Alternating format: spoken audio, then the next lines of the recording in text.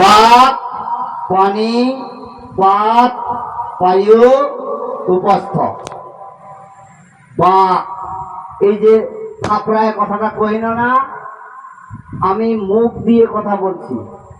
আমি যদি এই শাস্ত্র বিষয়ে ভুল পরামর্শ আপনাদের দেই, মহাপাপ হবে। একটা মানুষ খুন করলে যে মহাপাপ, শাস্ত্র ব্যাখ্যা দিয়া যদি মিথ্যা কথা কন, মানুষকে ভুল বুঝান, তদ্রূপ মহাপাপ হয়।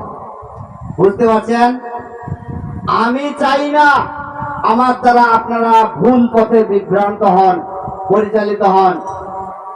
আমি চাইব আপনারও হৃদয় পবিত্র। ওই পবিত্র সাদা হৃদয়ে আমি কাদা লাগাইতে চাই না। আমি যতটুকু জেনেছি ততটুকু আপনাদের সামনে পই পই করে প্রমাণ দিয়ে এখানে উপস্থাপন করেছি। করি নাই? করি নাই? করেছি। তাহলে এই বাক্য দ্বারা, এই মুখ দিয়ে যেন কখনো মিথ্যা কথা না বলি। এই জন্য মিথ্যা কথা মুখ দিয়ে বলা যাবে না। মিথ্যা কথা মুখ দিয়ে বললে ওইটা কর্ম হয় না, ওইটা কুকর্ম হয়। কি কর্ম হয়? কুকর্ম। কুকর্ম ধর্ম না অধর্ম? অধর্ম। তাহলে বা অর্থাৎ মুখকে সংযত করতে হবে। অযথা কাউকে অকাট্য ভাষায় গালি দেয়া যাবে না। আপনি কাকে গালি দিবেন? একটা আধ্যাত্মিক দর্শন দিব। আধ্যাত্মিক দর্শন, উপনিষদ বলছে এখানে যে আপনি যাকে শালা বলে গালি দিলেন, ও তো শালা নয়, ও একটি আত্মা। ও একটি কি? আত্মা।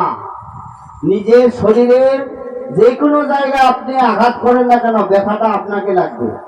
ব্যথাটা আপনাকে লাগবে।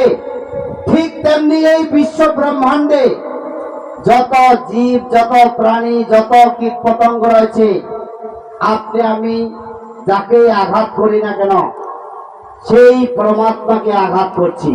সেই পরমাত্মাকে আঘাত করছি। তাহলে দেখুন, আপনাকে যদি আমি আঘাত করি, আপনাকে করি নাই, আমি নিজেকে আঘাত করেছি।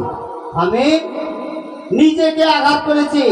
শাস্ত্র এই সিদ্ধান্ত দিচ্ছে কাউকে আঘাত করা যায় না।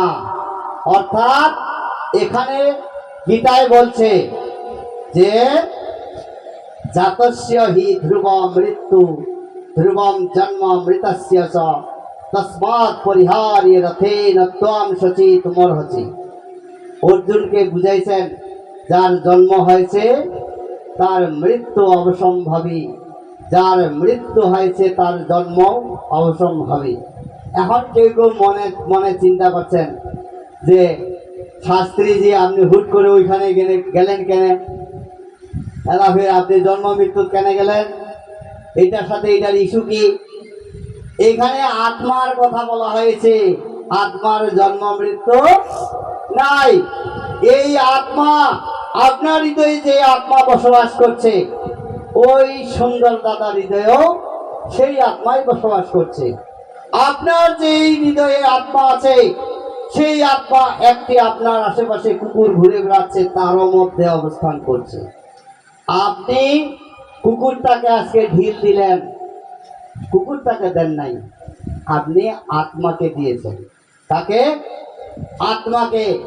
তাই আমাদের শাস্ত্র এখানে শিখাচ্ছে অহিংসা পরম ধর্ম। একটু আগে বলছিলাম না কোন ধর্ম শ্রেষ্ঠ? কোন ধর্ম? সনাতন ধর্ম শ্রেষ্ঠ। এই জন্যই সনাতন ধর্ম শ্রেষ্ঠ। সনাতন ধর্ম কাউকে আঘাত দিতে বলে না। সনাতন ধর্ম কাউকে আঘাত দিতে বলে না। এই আদর্শের জন্য সনাতন ধর্ম শ্রেষ্ঠ। বুঝতে পারছেন? তাহলে